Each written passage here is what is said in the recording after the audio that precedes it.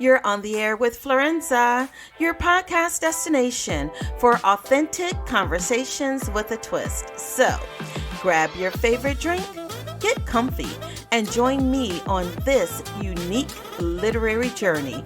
Cheers! Today we're joined by Christopher Shaw Myers, nephew of the legendary actor Robert Shaw, to discuss his new book, Robert Shaw, an actor's life on the set of Jaws and beyond. This intimate biography offers a behind-the-scenes look at a man who brought Captain Quint to life, exploring his family's history, personal struggles, and the making of Jaws, just in time for the 50th anniversary of Spielberg's classic. This is a must-read for film buffs and fans alike. Please put your hands together and welcome Christopher to the show. Thank you so much, Chris, for joining me on this episode of On the Air with Florenza. Well, in just a few minutes, we're going to dive into your novel, Robert Shaw, an actor's life on the set of Jaws and beyond. And pun intended, I can't wait to sink my teeth into this. So, like a great white shark. yes. Look, can we go for a great brown shark, though? Touche. So, before we get started, we're going to toast to an amazing show. And Yep. for my listeners who are listening in, you're not going to believe it, but I am toasting with coffee. But I'm in good company because Chris has Cup of coffee as well. wonderful. Cheers. Cheers. Cheers. So I think this is like my fourth cup this morning. So Yeah. expect expect a little more ping and bounce to my ounce. So I read your information on the onset before we came on air. So the listeners have heard a little bit about you as well as the book. And I've got to tell you, I love this cover. And even though I don't know if it was intentional, part of this design actually looks like it's Jaws, like right there. I kind of had that. Wait, I did not think of that. That's interesting. Yes, yeah, it kind exactly. of has that. Yeah, it's artistic. It is. I know that you've answered this question a gazillion times. We talked about it prior to coming on air. But truly, what was it like being Robert's nephew? And more importantly, at what point did you decide that all of these stories that were given to you to be a conduit of and a keepsake of, did you decide you wanted to share it with the world? Yeah, that's an interesting way to put it, because I think part of my goal was I grew up listening to stories from Robert, from my mother, from their other brothers and sisters, my aunts and uncles, in other words. And when Robert or any of the Shaw children, call them Shaw children, Robert was one of 5 children. He was the oldest of 5. And my mother was the third of those 5, his little sister. Whenever they got together, it was always just laughing. And, laughter is infectious, right? Yes. And they would be telling the story of how, like, a famous author visited their house when they were children, Daphne du Maurier. She wrote Alfred Hitchcock's The Birds and some very famous novels that got turned into famous movies. And Daphne du Maurier, this young writer, visits the house and gets into an enormous argument with Robert's mother, my grandmother, Mrs. Shaw, who was a bit of a terror. Yes. And, this is a very funny story. I tell it in the book. So all these stories, there was another one where Robert claimed that a German fighter plane flew right past their house one day. And nobody in his family believed him, but everybody else in the town did, to the point where they published an article in the newspaper that a German fighter pilot had attacked their town and destroyed the water tower. uh, and the water tower was still standing, so it made no sense. But that was, Robert had a way of telling a story and being entertaining. So I grew up with these stories, Uh-huh. but and looking back on it now, Florenza, yes, I think part of my goal, maybe subconsciously, was to preserve these stories Yeah. and and also to explain, maybe to myself even or whomever, why this family, why Robert and my mother and their siblings laughed so much when they Yeah. were together, because they didn't have a good childhood. Mm-hmm. Or did they? I mean, their father was an alcoholic who killed himself before they were teenagers. Mm. They were plunged into poverty, no money. World War II had just begun, and they were at the very, very bottom of they were. This is in England, Yeah. right? In Great Britain. They spent their first years, and I would say their formative years, in the Orkney Islands off the northern coast of Scotland. And then they moved, when their father, or just before he killed himself, but they moved. Their mother was trying to get away from him. They moved to southernmost Cornwall, Mm-hmm. um, and then they're in the middle of World War II, and 20, I don't know, million pounds or whatever of bombs are about to fall all around them. And so that's a pretty tough childhood, right? Mm. Yeah. Poverty, sort of the Death, disgrace of what happened to war. their father, Yeah. World War II. They were so afraid that Germany was going to invade across the channel. It never happened. But and yet, when you hear them talk about their childhood, it's outrageous laughter. And so that's interesting. So yes, but in terms of, like, writing the book, Uh-huh. I never, I never even talked to people about Robert Shaw. I've had so many people since, I've gone on social media now in the last Yeah, yeah. month or two to people know what I'm doing. And I've had so many people that I've known for years say, I had no idea you were even related. I had no idea. So Robert Shaw was not someone that I grew up thinking much about. He Mm-hmm. was just my uncle. Yeah. He was a bit crazy, right? Yeah. Crazy in a good way. Yeah. Like I said, could take over a room, make people laugh, tell stories.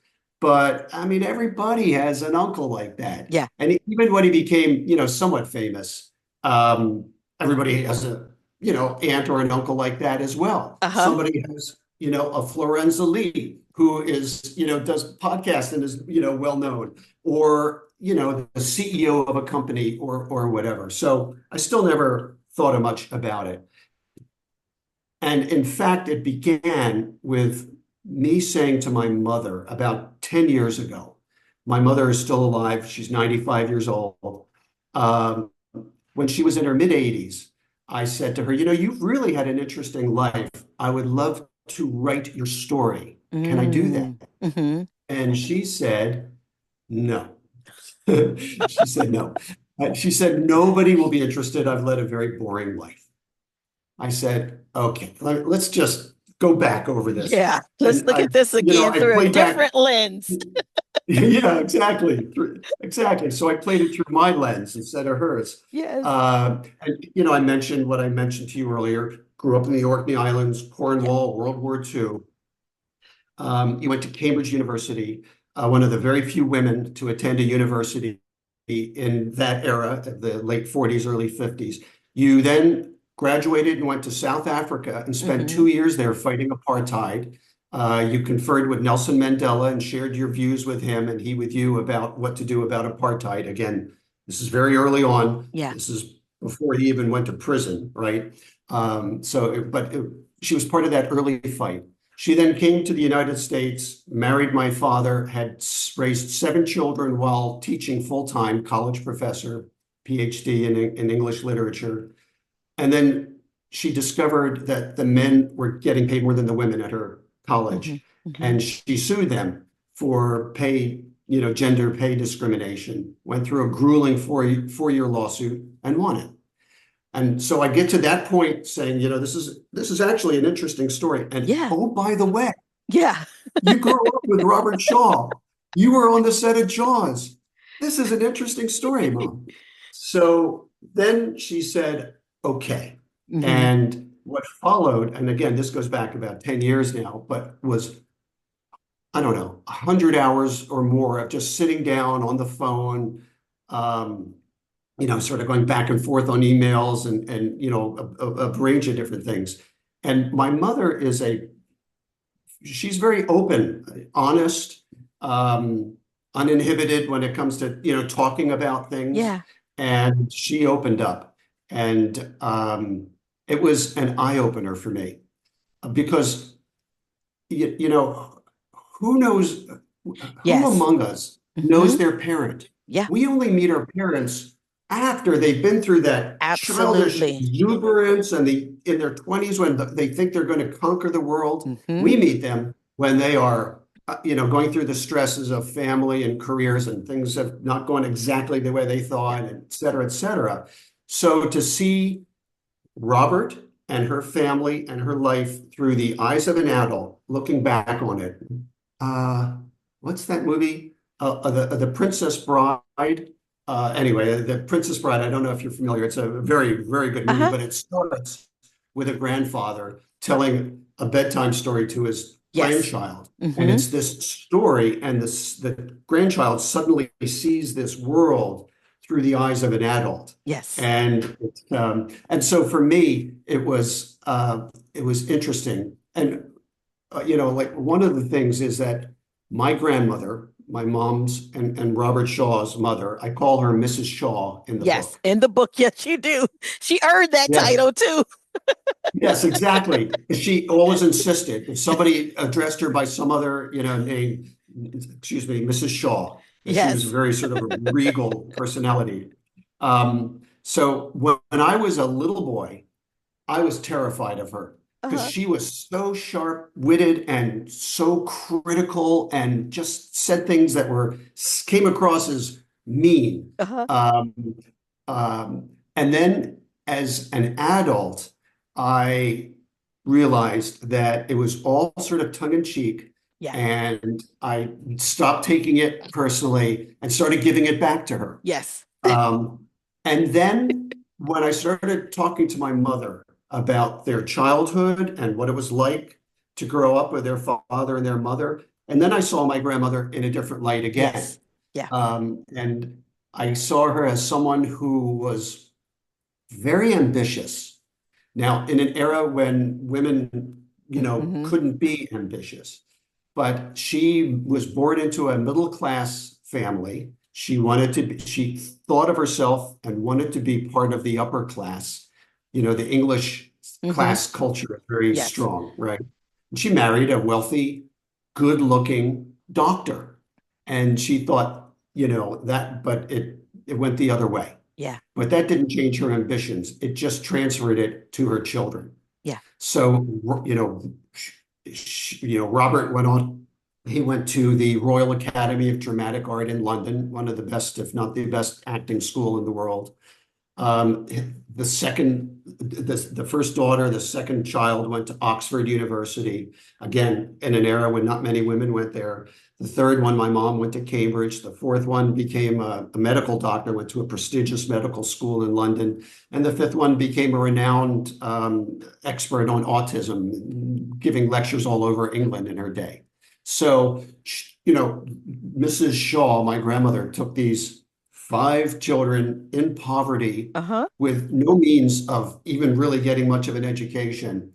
But she gave them something, and this is what I describe in the book.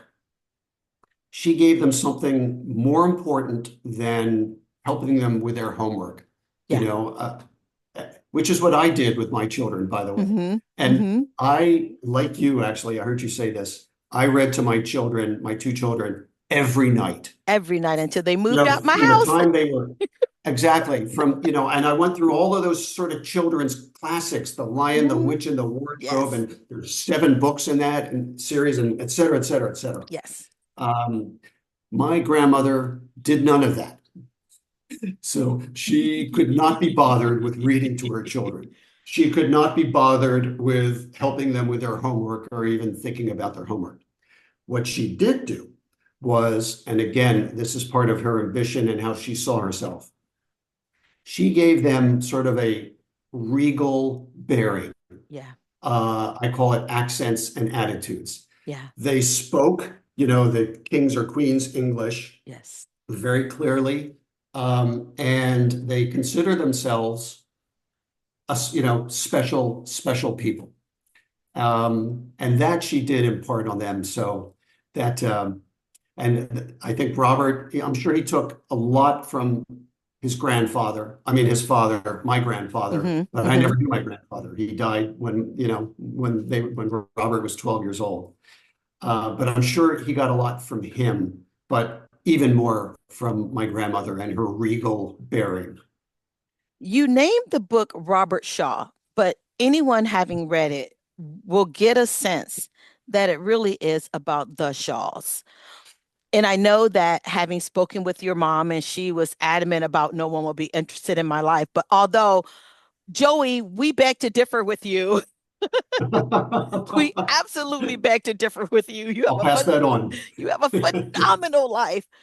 Yeah. Do you see yourself now that you've taken a chomp at the apple, a quite successful chomp at the apple, and you've penned this amazing book and you've brought the world into your family to get a glimpse of your lineage and what has allowed your family to thrive and to do so in spite of, but also because of adversity. And I think that the generations now don't understand the value of adversity. I'm not saying that you have Mm. to have pain, but pain serves a beautiful purpose when we understand what we can gain from it. Do you ever see taking parts of the stories and pulling Mm. them out and making them their own? Like, I would be so fascinated to, and you did a beautiful job. My favorite was your mom in the back of the plane between the suitcases bouncing around. Yes. Even at 40, wondering, why can I tell my mother no? Because Mrs. Shaw would not let Exactly. you. Do you ever see yourself pulling out those stories more and building upon them? Or do you feel that in terms of what you wanted to do, it was successfully done between the covers of Robert Shaw? Yeah. And just to amplify on that story that you just highlighted there, that was the sort of what came, the preamble to that was that it was a small airplane. It was my mother and my grandmother, and the Yes. pilot told my grandmother to get in the back of the plane because she was the smallest and he had to balance the weight. And she drew herself up and said, "I will not sit in the back of the plane. Joey, get in the back." Between the That was the kind of, suitcases. yeah, and the pilot let, he had no choice. Well, he had no choice Um, but to land safely because he was on that plane too. yeah, exactly, exactly. So in terms of amplifying some of the things, I don't know. Honestly, Florenza, I had not thought of that. Um, uh, the book's not even out yet, Yeah. so I'll let it sort of percolate a little bit. But thank you. That's an interesting suggestion. There are a lot of scenes, I think, in the story that they're sort of funny little vignettes. Hmm. Hmm. And you know, maybe they could be amplified or you know, extended or amplified. What I appreciated in reading the book was the fact that you're right. Each little story was like its own little vantage point, right? You just feel like you're just being given these bird's eye glimpses into a much larger story. And the way that you write, you feel like you're, I almost felt like that I was a voyeur, right? That I am like getting Yeah, this bird's eye view, this fly on the wall perspective of these very intimate conversations. Was that always the intent, or did you find that it just developed that way? I think it just developed that way. Hmm. Uh, yeah, but then after I'd sort of collected all these stories and thought about them, and somewhere from, the very early childhood, somewhere teenage, somewhere during their adult years, and early adult years. It was after I'd sort of collected them all, and then I found a literary agent before. Kensington is the publisher, and my agent, who just passed away, unfortunately, Jacques de Spielberg. But Jacques is one of these extraordinary people that saw an early version of the story and said, this is like a family memoir. Yeah. And he pointed that out to me. I don't know if he actually suggested that I break it into sections. I think that was my idea, but it came from his thoughts and feedback to me. And yes, so exactly. I think each section of the book, there's 6 sections in the book, and they sort of highlight or sort of paint a picture of what it was, what were their parents, what were Robert's parents like? What was it like growing up in that era? Yeah. When, in an era when an 8-year-old boy and a 6-year-old girl, my Uncle Robert and my mother, could go down to the wharf, help the sailors dock the boats, get a penny or two, and then run off to buy candy and sometimes cigarettes for their mom. And nobody questioned an 8 and a 6-year-old buying cigarettes back in those days, right? So yeah, so each section is intended to paint a picture through intimate stories about what life was like around them and within the family, from early childhood to teenage years to the early adult years. And like I said earlier, those early adult years when you think you're going to conquer the world. Yeah. And in a sense, Robert came pretty close. I mean, he's pretty well known. But in any event, yes, exactly. That is, I structured it after collecting all the stories. What do you believe or sense that Robert would say, with knowing that he was the catalyst used to pull all the stories together? Would he voice, wow, my life did that? Or would he do as we did on the onset, highlighting all the contributions that his siblings, as well as of his mom and father in his time, the father made to society in their own way? Robert was a very honest person. And some of my aunts and uncles and second cousins, their cousins, they call it, the family, most of the family comes from Cornwall, England, and they call it Cornish honesty. And Cornish honesty means that you are so honest that it is sometimes brutal to hear. Most of us sugarcoat things, and we don't want to hurt feelings, and so we dance around things. And Robert was tended not to be like that. He tended to be, and that could be brutal, right? If he is critical, but it could also be very uplifting. Yeah. Because he wasn't one of those people that had to put other people down to make themselves feel better or look better or whatever. He was very generous in terms of his praise if he felt someone was doing well. I hope he would have been happy with it. I have a little bit of the Cornish honesty as well. And so I don't in this book I don't try to make judgments of anyone. Yeah. I just sort of, this is what I heard, and you draw your own conclusions. From it. I think he'd be happy with it, but and I think he was so loyal to his family, both his children, but before that, and this book is not about that family. It's about his growing up family. And he was very, very loyal to my mother and his brother and the other 2 sisters. Loyal and generous in an obvious way, he gave them money when they needed it. Hmm. He, got their kids through school or helped to do this.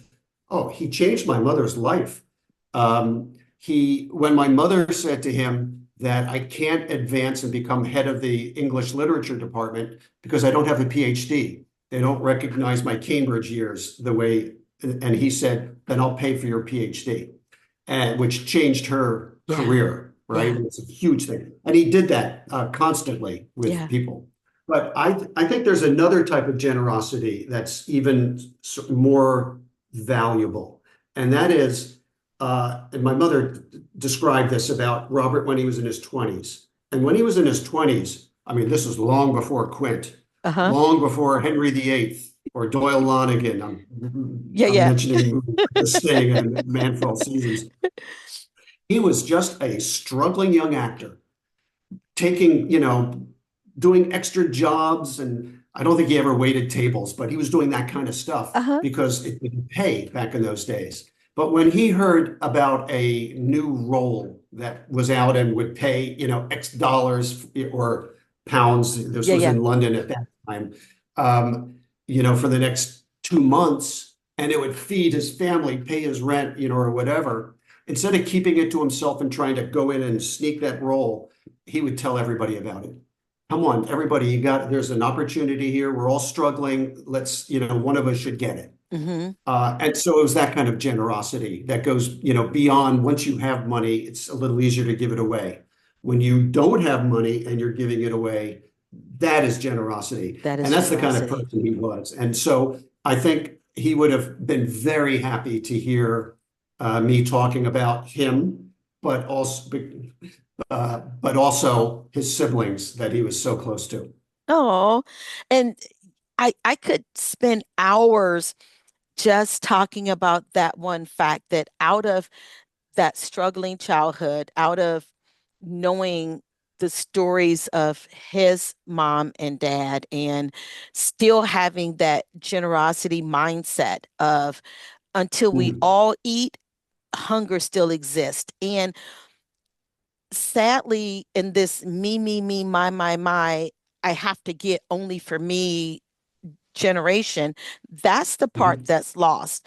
And that's the part that I hope that as young readers or all readers who read this book, that in addition to learning about Robert Shaw and learning about the Shaw children and the lineage, is that we're able to grasp that part as well, right? That we do add something to society. Our stories do continue to matter to other people.